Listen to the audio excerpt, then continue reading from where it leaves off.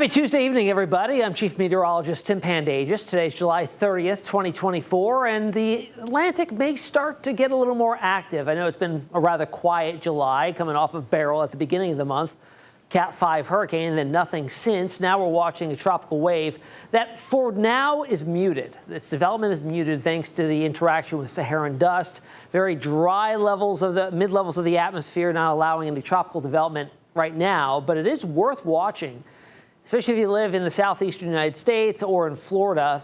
And we are still days away from any sort of development with this. The development time frame looks to be 7 days out. And that development odds has increased since we last talked yesterday. I'll show you those odds updated from the National Hurricane Center in just a minute. First, let's start off with a 24-hour loop of satellite imagery using the infrared filter. Now, this does take the temperature of cloud tops, gives us an indication of how strong the convection or thunderstorm activity is. Going all the way back to the start of the loop, this is generally where our tropical wave is. Notice it starts with hardly anything. And then as we go through time over the last 24 hours, we're starting to see some convection develop over the top of this center of this tropical wave, meaning that we are on our way towards development and organization, and that will likely increase as it builds to the north and west in the coming days. Here's the brand new update from the National Hurricane Center. Still 0% chance of any development in the next 48 hours. Within the next 7 days, though, that has increased 10% to 60% of development. That's moderate odds here as it drifts into a more conducive environment overall, out of a dusty mid-level atmosphere, that's the Saharan dust over the middle parts of the Atlantic, into a moist environment, favorable wind shear, favorable ventilation, and of course very warm sea surface temperatures here off the southeast coast of the United States in through the Bahamas as we get towards the later part of this weekend and next week.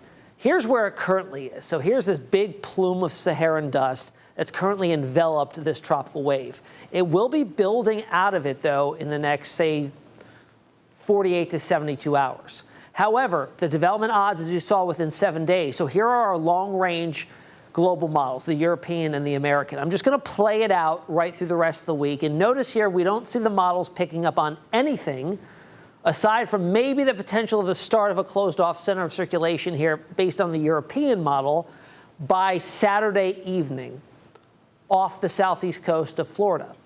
Notice the GFS, which would be indicated by a closed low, closed circle, a closed isobar in yellow. We don't see that anywhere here in this general area. It's just the European picking up on this. I will also say the European has been most consistent on showing some sort of development in this general vicinity for the past couple of days. The GFS has been kind of out to lunch.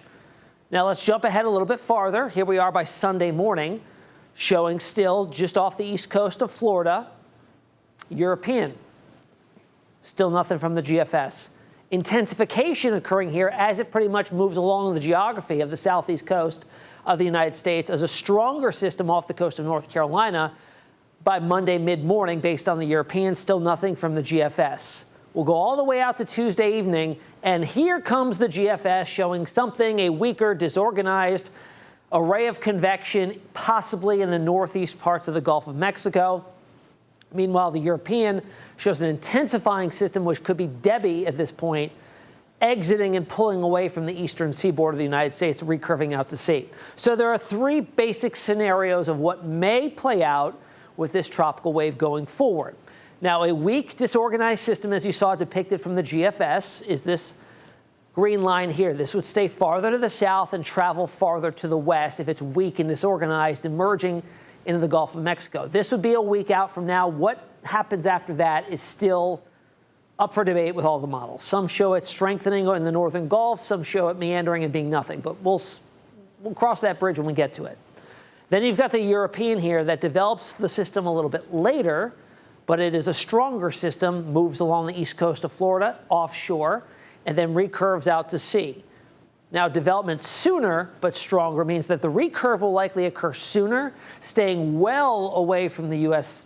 East Coast and Southeast Coast, even east of the Bahamas potentially here if it strengthens and organizes sooner and builds north and out to sea. So three different possible scenarios here, which may be right. Still far too early to tell. How intense could it be? Far too early to tell. We just know that there's a tropical wave that has a more than likely likely chance of developing here over the next 7 days, and we'll continue to watch it. That's the latest for you out there on the Atlantic. Aside from that wave, it is still quiet. You saw that big dust plume out there, still keeping things suppressed. If you have any questions on social media, you can find me on Facebook, Instagram, X, or on TikTok. Till then, we'll see you tomorrow.